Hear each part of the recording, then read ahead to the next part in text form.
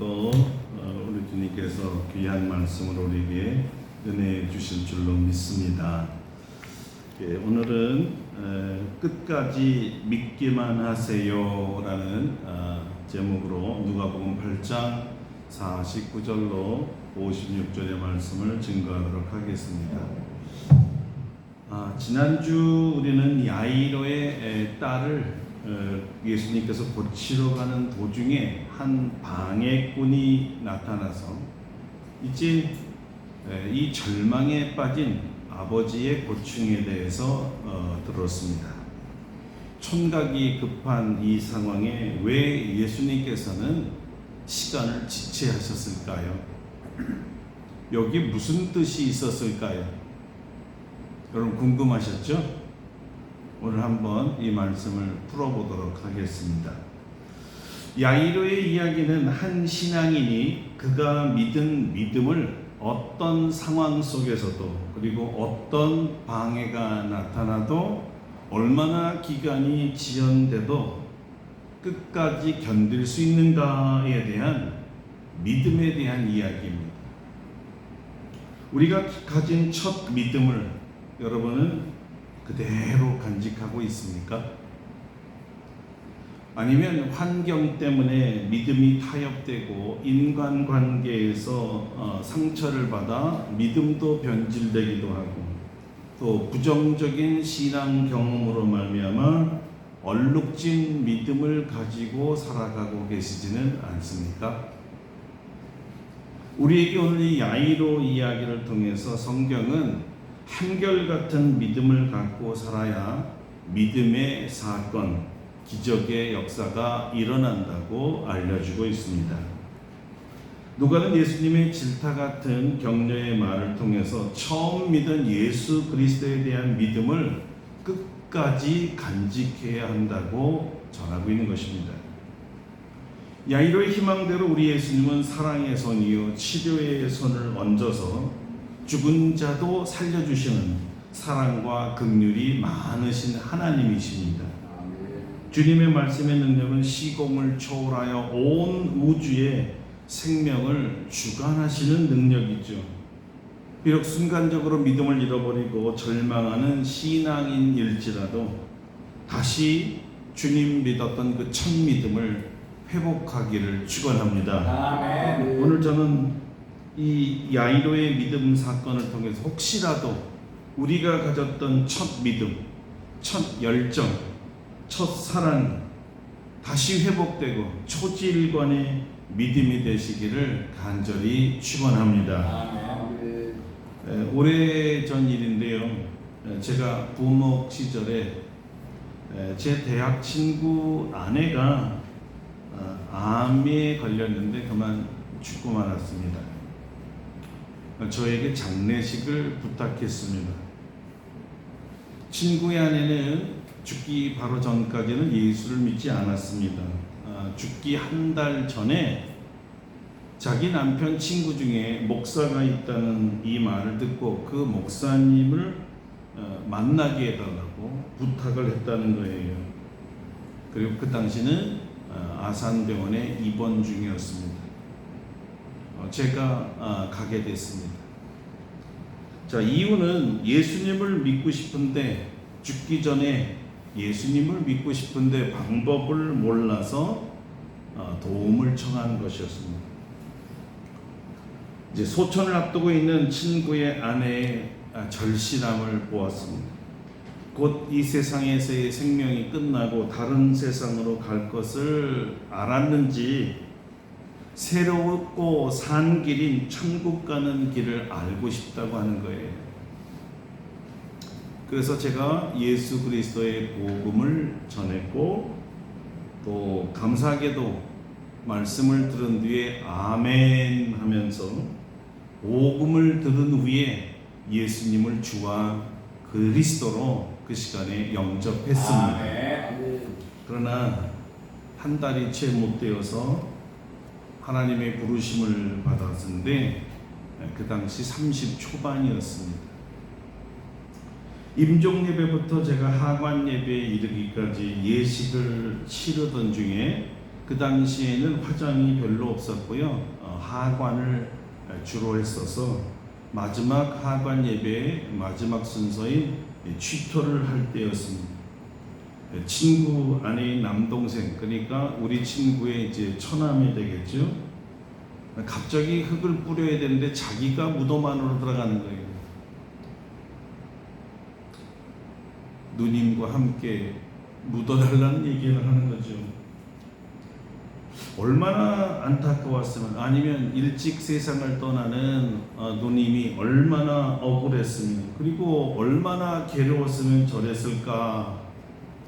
장례식에 모이는 유가족들이 하나같이 이심전심이 되었는지 야단치거나 큰소리치는 사람도 없었습니다. 왜냐하면 그 마음을 이해했기 때문이에요. 사랑하는 가족들과의 별리는 이만큼 괴롭다는 것이죠.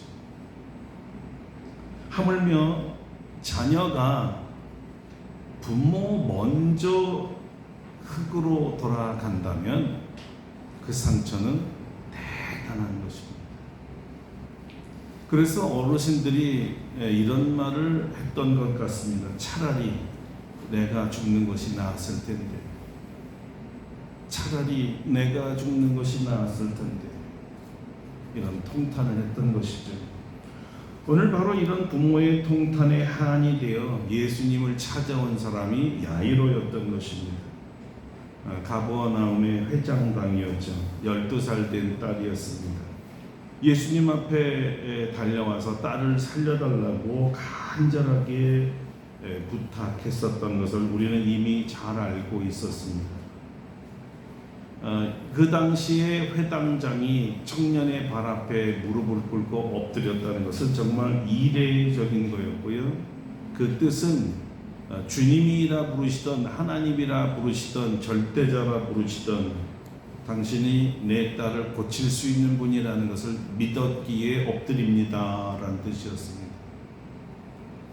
마가복음 1장을 참조하면 예수께서 더러운 귀신 들린 자들을 축사하는 모습을 야이로도 목격했다는 것이에요.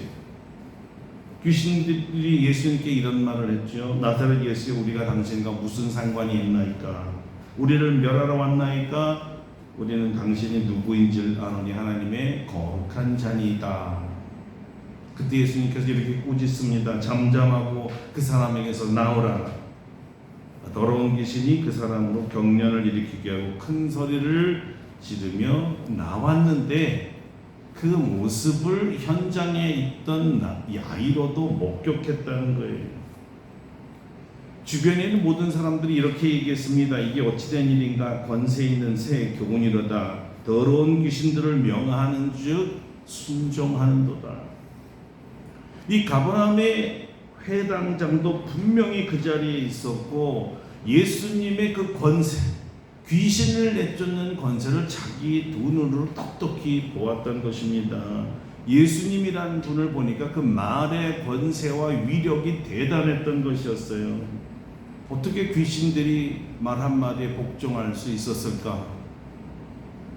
귀신이 복종할 대상이라면, 다시 말하면 귀신을 제압할 권세를 갖고 있는 분이라면 누구겠는가? 마땅히 야이로의 눈에는 예수님은 하나님이셨습니다. 하나님이 아니라면 이런 일을 할 수가 없는 것이었어요. 그래서 일찍이 예수님의 이 권세와 능력을 알았던 야이로이기 때문에 딸이 죽어갈 때 다른 거 생각할 거 없이 바로 예수님께 달려갔던 거예요. 이분이라면 우리 딸을 넉넉히 살려내고도 말지, 이런 믿음이었죠. 아니, 말씀 하나 가지고 귀신을 내쫓을 수 있는 능력을 가지고 있는 분이라면 이 정도의 병침이야 식은죽 먹기가 아닐까? 이렇게 생각했다는 거죠. 그래서 믿음으로 용감하게 예수님을 찾아가 구했던 것입니다. 내 어린 딸이 죽게 되었사오니 오셔서 그 위에 안수하시고 그로 구원을 얻어 살게 하소서. 아주 한마디로 말하면 이거죠. 빨리 오셔서 살려주세요. 당신은 능력이 있는 분이니까 우리 딸 살려주세요. 이렇게 간구했지요. 이렇게 말할 때만 해도 야이로는 조금도 의심하지 않았어요. 얼마 전에도 보았으니까 얼마든지 예수님을 고치실 거라고 그런 믿음을 갖고 있었죠. 여기까지는 참 좋았습니다. 야이로의 믿음대로, 고백대로, 맞아요, 예수님은 죽은 자를 살리시는 하나님 맞습니다. 사망과 생명의 주님이시기에 생명도 다스리고 사망도 다스리는 거예요. 다 주님의 주권 아래에 있는 피조물이기 때문입니다. 자, 이러한 사실을 믿는다는 게 얼마나 대단하고 이 사람이 얼마나 믿음이 좋은 사람입니까? 이게 아무나 믿어지는 게 아니잖아요.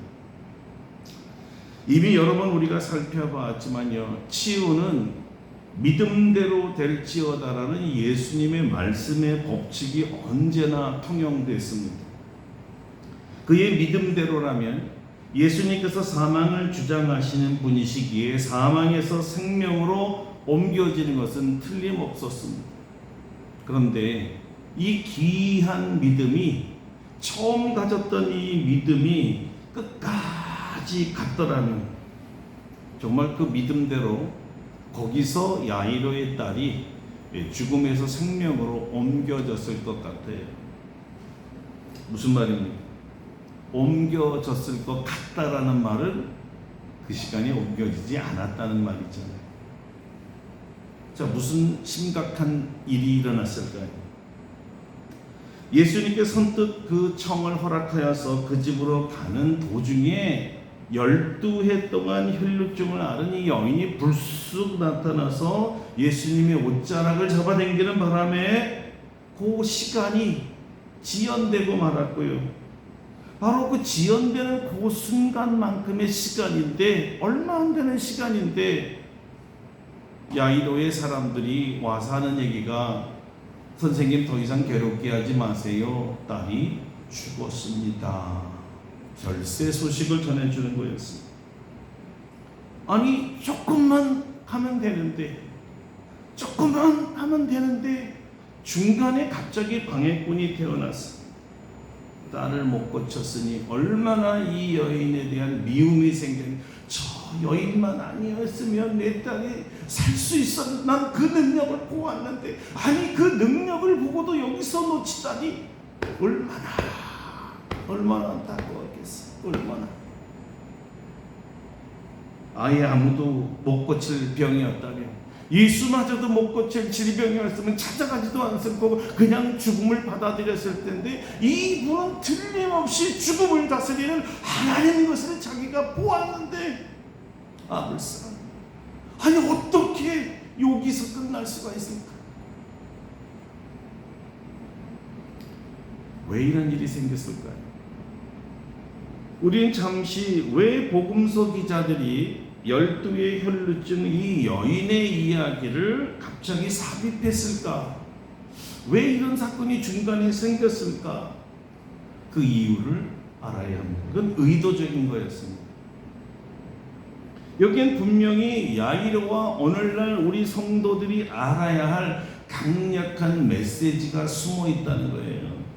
그러니까 주님은 어떤 분명한 의도를 가지고 이 일을 하셨기 때문에 우리가 바로 그 의도를 알아야 되는 거죠. 왜 그랬을까요? 첫 번째 생각할 수 있는 가능성은 이 지체된, 즉 기다림을 통해서 야이로의 믿음을 테스트해 보려고 하는 것이 아닌가라는 점입니다. 예수님께서 바로 오시지 않고 이 여인으로 당신 집에 오는데 지체된 사실은 야이로의 믿음에 대한 일종의 시험과 같은 것이었어요. 그의 믿음이 진정한 믿음인가? 어디까지 나를 믿을 수 있을까? 귀신을 내쫓고 옷자락만 만져도 병이 나아지게 하는 그 예수께서 죽음까지도 다스릴 수 있는 하나님일까? 죽기 전에 고치는 하나님이 아니라 죽어도, 죽은 사람도 살리는 하나님일까? 여기까지 믿느냐? 이런 질문이었죠.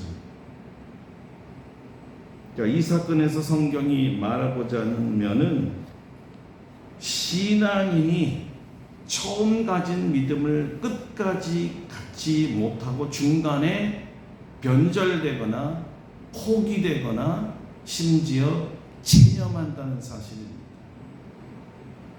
처음에 좋았습니다. 예수 그리스도를 전능하신 하나님으로 능치 못할 일이 없는 분으로 귀신을 내쫓을 수 있는 권세 있는 분으로 불가능이 없이 모든 것을 가능하게 하는 하나님으로 믿었어요. 맞아요. 그래요. 참 좋은 믿음입니다. 죽음을 이기시고 주관하시는 생명의 주님이라는 것도 믿었어요.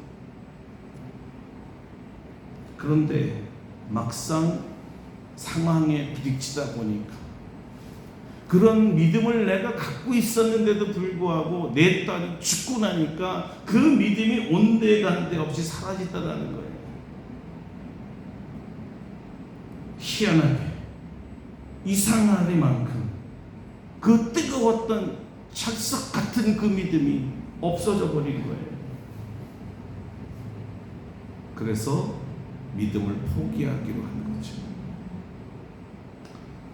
오래전에 그 시리아의 나만 장군이 문둥병에 걸렸었죠. 이스라엘에서 포로로 잡혀온 그 여종 하나가 이스라엘에 가면 엘리사라는 선지자가 있는데 어떤 병도 고치는 능력이 있으니까 한번 가보자고 권유합니다. 마지못해 이 아람 장군이 이 여종을 따라가요. 왜 그러냐면 아람에서는 이것저것 다 해보고 영화는 의사는 다 해보고 좋은 약을 먹는데 못 고쳤으니까 병 고칠 수 있다는데 안 갈 사람이 있습니까? 귀가 솔깃해서 그래?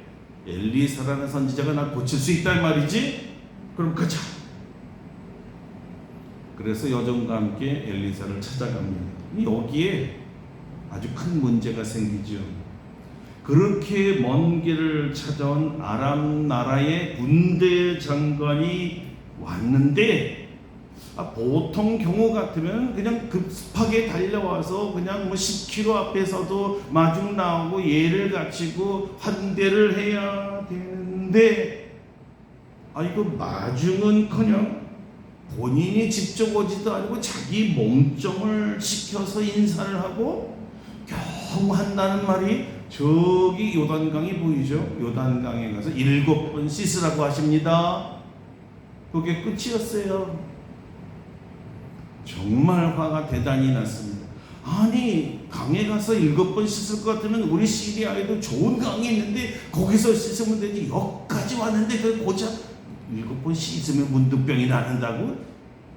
얼마나 화가 나는지 아주 그냥 화산이 폭발하듯이 화가 나버렸죠. 에이! 가짜! 저것도 가짜야. 잘못 그만하고 돌아가려고 했었지요. 무슨 얘기입니까? 처음 가졌던 그 믿음, 처음 가졌던 그 기대, 처음 가졌던 그 소망이 순식간에 싹 사라져버린 거예요. 여러분, 이러한 경우를 말하는 거예요. 내 생각과 내 기대와 또 내가 원하는 것과 부딪히거나 상반되거나 어긋나면 어김없이 믿음을 그냥 포기해버리는 사람들이 있다는 거죠. 언제든지 얼마든지 믿음을 막 버리는 사람들이 있어요. 불행하게도 이런 사람들에게는 하나님의 역사가 없습니다.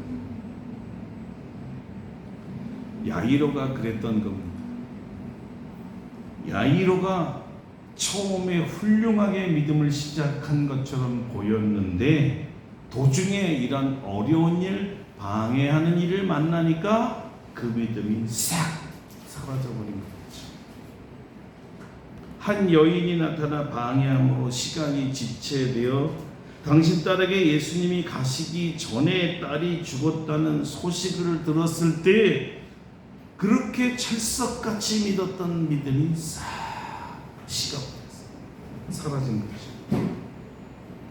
이 분을 더 이상 수고롭게 할 이유가 없었던 것이에요. 그분이 하나님이 아니라 뭐라고 해도 아이 죽었는데 끝이지. 죽은 사람을 어떻게 할 것이야.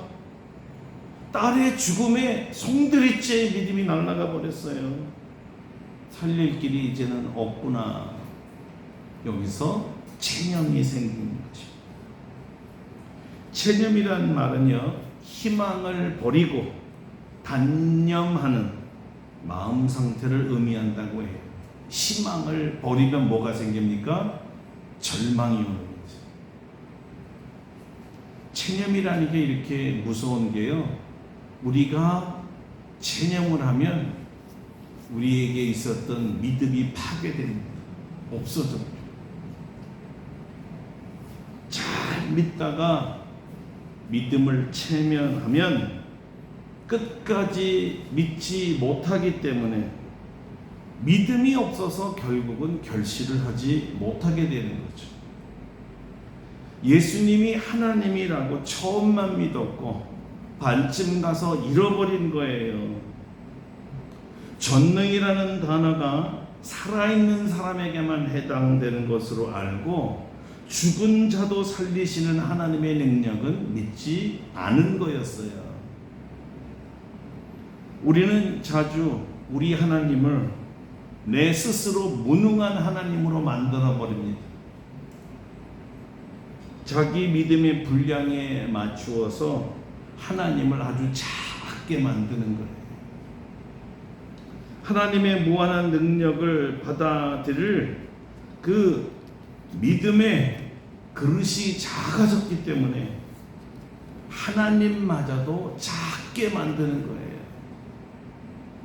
자신이 이해하지 못하는 한도에서는 하나님도 더 이상 하나님이 아닌 것이죠. 그 자신의 경험 안에서만의 하나님이신 거예요. 여러분, 이것이 야이로의 무지 때문에 나온 실책이었습니다. 결국 체념이라는 것이 하나님에 대한 무지 때문에 생긴 거라는 것을 말하는 것이에요. 예수님의 방문이 지연됨으로 의심이 생긴 야이로는 더 이상 예수를 살릴 소망이 정녕 이제 끝난 걸까요? 어떻게 하면 이 위기와 절망의 상황을 뒤바꿀 수 있을까요? 아마도 예수님은 야이로에게 어떤 무엇, 순간 야이로가 잃어버린 아주 중요한 사실을 한 가지 상기시켜 주고 싶었던 것이 아닐까요? 딸을 고치기 위해 결정적으로 야이로에겐 한 가지가 부족했습니다. 예수님은 잃어버린 그것을 찾게 해주려는 의도가 분명히 있었어요. 예수님의 오심이 지체되는 중에 그의 마음은 아주 불편했고 불만족스럽고 분노까지 끌어올랐어요. 아니, 아이가 죽어가는데 왜 도중에서 죽기까지는 심각해 보이지 않는 저 여인에게 머물었을까? 우리 아이 먼저 살리고 돌아와서 고쳐도 충분한 건데, 아니 내가 먼저 불렀는데 왜 여기서 머무시는 걸까? 사랑하는 여러분, 여기서 우리는 야이로와 같은 실수를 하기 쉬운 사람이라는 것을 발견하게 돼요. 그래서 우리도 거의 야이로의 상황에서는 야이로처럼 생각하기 쉽기 때문에 오늘 왜 예수님께서 이 일을 하셨는가, 그 의중을 잘 살펴야 합니다. 예수님은 야이로에게는 없는 그 한 가지가 바로 중간에 끼어든 이 여인에게 있는 것을 발견했습니다. 너도 이 여인과 같은 믿음을 가져야 해. 바로 이것을 가르쳐주기 위한 것이었습니다. 그 여인의 믿음은 무엇일까요? 우리 지난주에 답을 이미 얻었죠. 예수님의 옷자락만 만져도 낫겠다는 믿음이었습니다. 절박한, 절실한 믿음이었죠. 일사각오의 믿음으로 갔어요. 죽으면 죽으리라. 자, 이 상황 속에서 예수님은 직접 말씀은 하시지 않았지만 침묵으로 야이로에게 이렇게 메시지를 던진 거였어요. 다만 야이로가 그때 그 메시지를 받지를 못했던 거죠. 야이로야, 보았느냐? 너에게 없는 믿음이 무엇인지 깨달았느냐? 어떻게 해서 이 여인이 고침을 받았는지 보았느냐? 이 절박함과 간절함을 보았느냐? 너에게 이런 수치와 죽음을 넘기는 절박감과 간절함이 있느냐? 이 여인처럼 죽기 살기의 믿음이 있느냐? 주님 옷자락만 만져도 낫겠다는 믿음이 정녕 있느냐? 알고 보면 이 여인의 사건은요, 순간 예수님을 의심하고 포기하려던 야이로에게 체념하지 마라 야이로야, 이 여인과 같은 믿음을 가져라, 이 믿음을 갖도록 불을 붙이는 점화제 역할이었던 거였어요. 저런 여인도 예수님에 대한 절대 믿음을 가지고 고침을 받았는데 너는 무엇이냐? 생각하라는 거죠. 너는 왜 순간적으로 믿음을 잃었느냐? 생각하라는 것이었습니다. 예수님은 상당히 의도적으로 사건을 지연시키고 있다는 느낌을 모든 독자들은 느끼고 있을 것입니다. 속히 가셔서 딸을 먼저 고쳐주시는 게 좋았을 텐데 마치 의도적으로 안 가려는 듯 생사를 다투는 문제가 아닌 혈루병을 먼저 고치겠다고 하니까 야이로가 굉장히 다급해지고 답답한 것을 우리는 느끼고 있었죠. 그러나 그 다급해진 아버지의 마음속에 드디어 한 가지 생각이 스며들기를 원했던 거예요. 그건 오히려 굉장한 믿음이어야 했습니다. 예수님이 기대하는 바는 이 여인의 사건을 보면서 야이로는 이렇게 소리 질렀어야 돼요. 절망과 포기와 체념 대신에 맞아, 바로 저거야. 예수님은 정말 하나님이시구나. 야, 옷자락만 만져도 낫는 이 여인이 설사 우리 딸이 죽어도 고칠 수 있을 거야. 내가 찾아도 바로 찾는 거야. 바로 저분이지. 저 여인을 저렇게 쉽게 고칠 수 있는 분이라면 내 딸을 고칠 거다 의심하지 않아. 나는 믿어. 예수님이 원했던 믿음이지. 이 사건을 보면서 왜 지체하는 것입니까? 불평하고 원망하고 낙심하고 체념하는 것이 아니라 맞아, 우리 주님은 고칠 수 있어. 이 믿음을 갖기를 원했던 거예요. 아멘. 자, 사실 예수님은 두 가지 측면에서 야이로를 다루셨던 것입니다. 하나는 너는 이 사건을 통해서 체념과 포기 대신에 이 여인처럼 강하고 간절한 믿음으로 저 여인은 옷자락을, 나의 옷자락을 잡았지만 너는 내 손을 잡아야 되지 않았겠냐? 너는 더 강력하게 나를 붙잡았어야 되지 않느냐?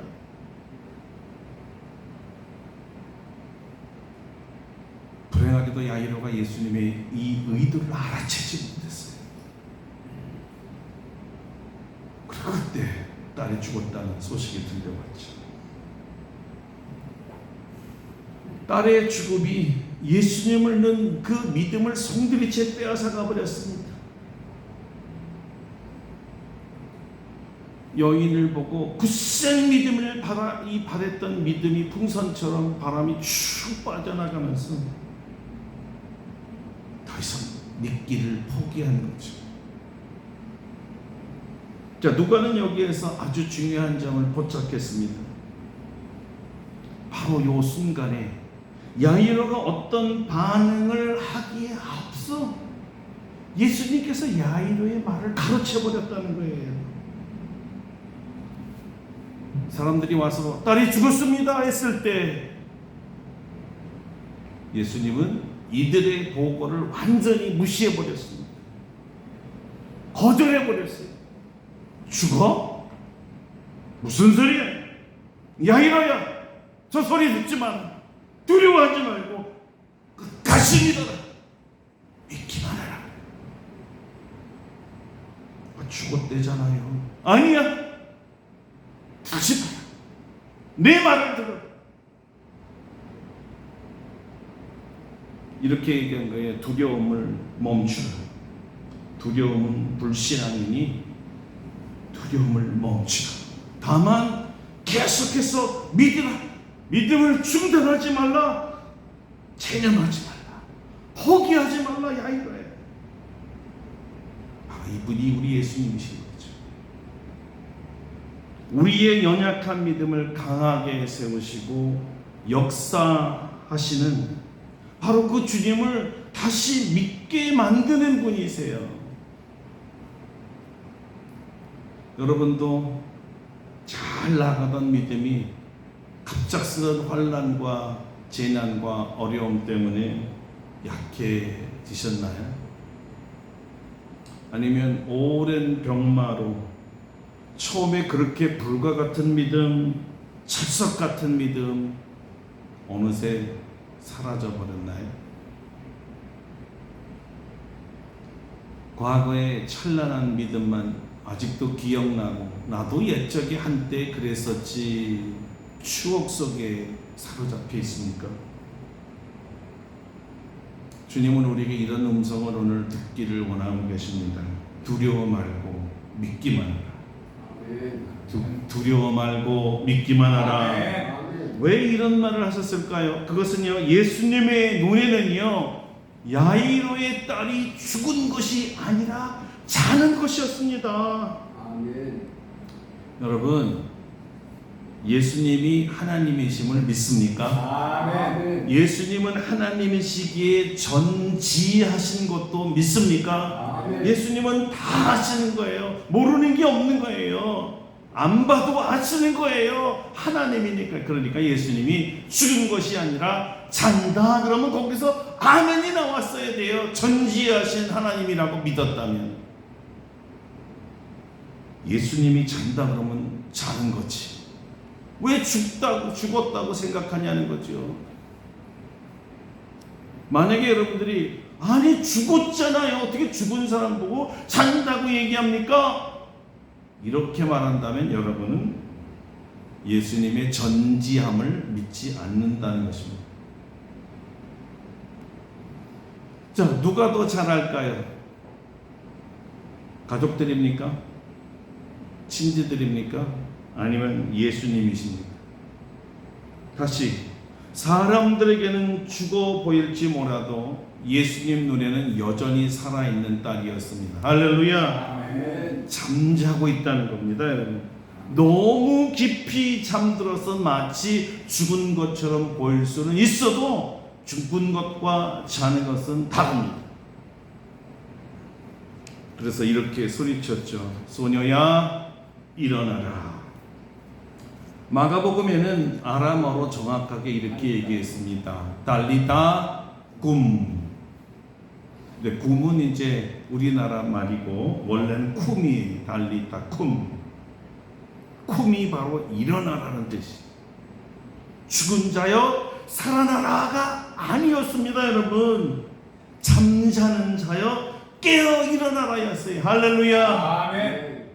근데 정말 이 선포와 함께 자고 있는 이 여자아이가 벌떡 일어났습니다.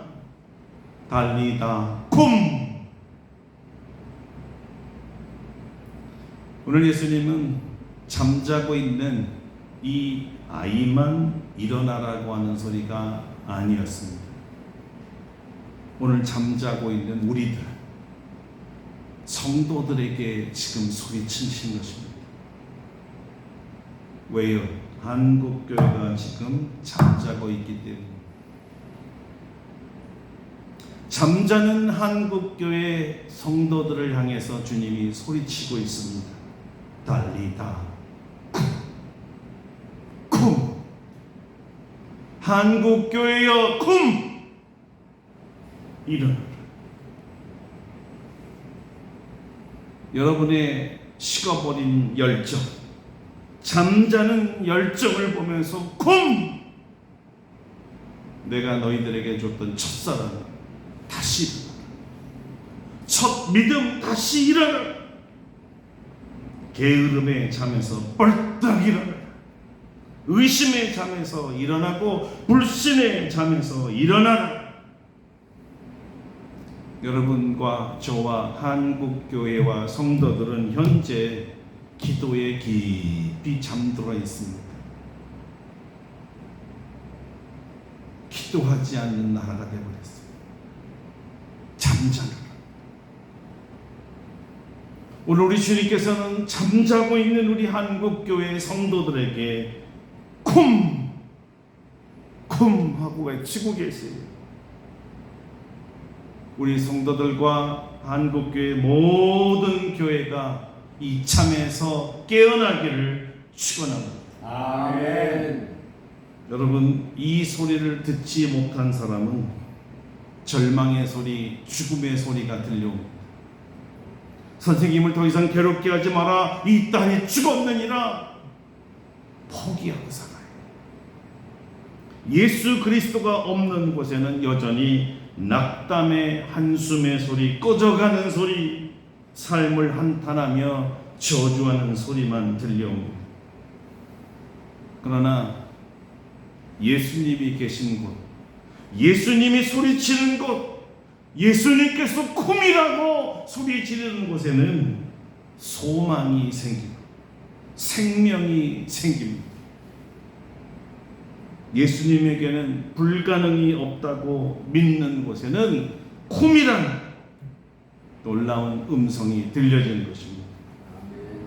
이 소리가 한국교회의 잠에서 깨우기를 축원합니다. 아멘. 이 소리로 생명들이 다시 살아나기를 축원합니다. 아멘. 대한민국 교회와 성도들이 깨어나 사는 참 부흥이 오기를 원합니다. 여기 오늘 예배를 참석하는 한 분 한 분뿐이 아니라 대한민국의 모든 교회와 성도들의 귓가에 오늘 예수님이 부르짖는 이 소리, 쿰! 쿰! 이 소리가 천둥 소리같이 들려지기를 간절히 소원합니다. 아멘. 기도하겠습니다. 오늘 내 귓가에 벼락치는 소리, 천둥 소리로 예수님의 쿰 소리가 들리게 해달라고, 내 귀를 열어달라고, 우리 교회를 열어달라고, 잠자는 성도들을 깨워달라고, 한국교회와 한국교회의 성도들을 잠자고 있는 이들을 깨워달라고, 다시 기도하는 교회로 살아있게 해달라고. 1분 동안 동성으로 기도합니다. 걸어가신 하나님, 우리가 잠들어 있습니다. 우리가 마치 죽은 것처럼 생각하여 세상은 우리를 조롱하고 있습니다. 아버지도 포기하고 친척도 포기하고 죽었으니 왜 진작 와서 살리지 못했냐고 불평불만하고 남 탓하면서 저 여인만 아니었으면 우리가 살 수 있었는데 자신의 열정이 죽은 것도 모르고 자신의 믿음이 이미 사라진 것도 모르면서 원망 불평과 한탄 속에 잠자고 있습니다. 우리 성도들 중에 잠이 들어 예수님의 소리를 듣지 못하고 신앙에서 떨어져 나간 사람들이 있사오니 예수님 찾아가서 달리다 쿵! 벼락치는 소리, 천둥 치는 소리로 저들을 깜짝 놀라 잠에서 깨어나게 역사하여 주셨습니다. 우리 대한민국 교회가 잠들었습니다. 기도에 잠들고 선교에 잠들어 버렸습니다. 예배에 잠들어